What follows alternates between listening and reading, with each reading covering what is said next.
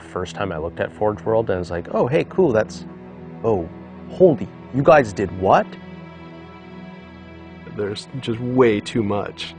You can't keep it all in your head at once. It was so beyond our production capability. We were just like, you know, that's crazy. We can't do that. I couldn't stop the artist who started creating it.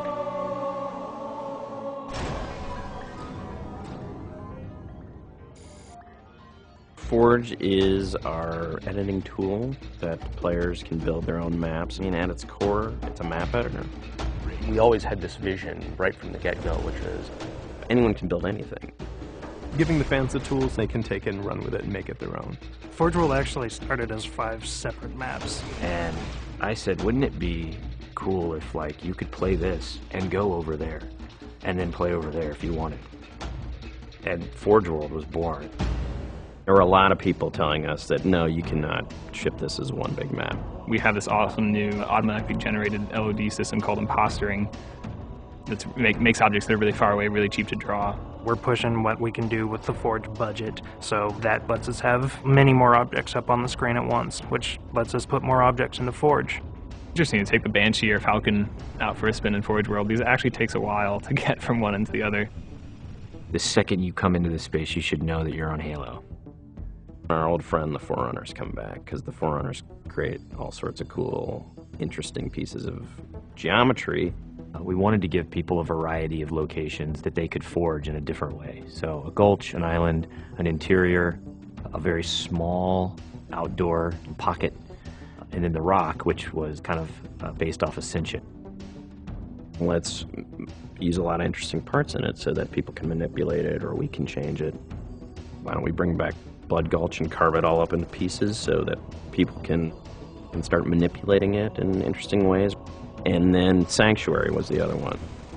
The Cage and Paradiso, that's just Chad and I playing with a map editor and actually building cool maps within Forge World. I mean, we were doing that exactly how the fans would do that.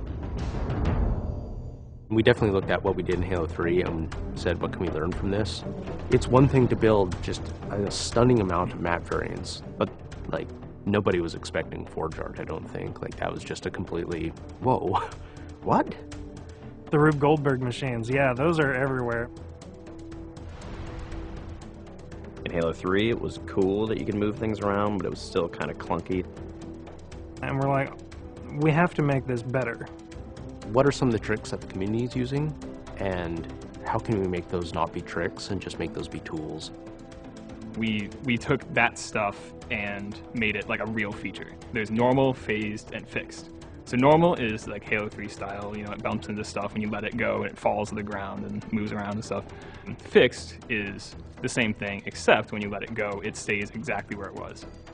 And then phased is the coolest because it means that while you're editing the object, it's not actually interacting with the environment. You can put it through a wall, you can put it, you know, through other objects. Which changed everything for Forge, like immediately. It's much easier to build a Forge space. There's snaps and rotates and degrees and units that you can move things. You can be very precise.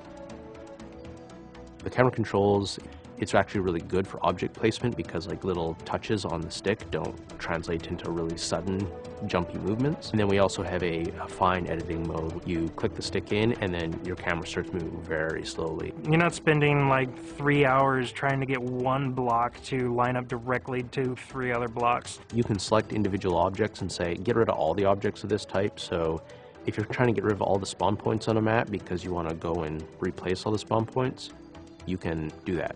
You can do custom colors. You can take these Forge pieces and say, hey, that's blue. So the blue base can truly look like the blue base. Reach's expanded sandbox includes new things like, you know, jetpacks. And if people want to build some sort of 3D map and really make use of the jetpack, they can do that now. Custom game options and Forge go together like peanut butter and jelly. You're able to do things with game types that people might not even expect. My favorite example is King of the Hill, where the warthog is the hill. I'm super excited to see what people do with it when it goes out, because there's so much crazy stuff in there that's amazing. We are shipping maps on the disk that we made in Forge ourselves. So The tools are there. If you have the time and the talent, you can make it. The community is just going to outstrip us and spank us.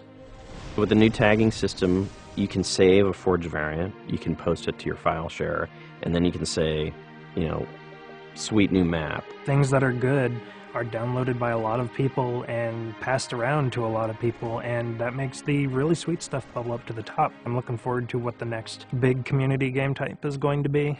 We realized that Reach was our swan song to Halo, and what better way to do that than to let people do what we've been doing all along, which is creating new cool maps. It's nice to go out with a bang, and this is a pretty big one.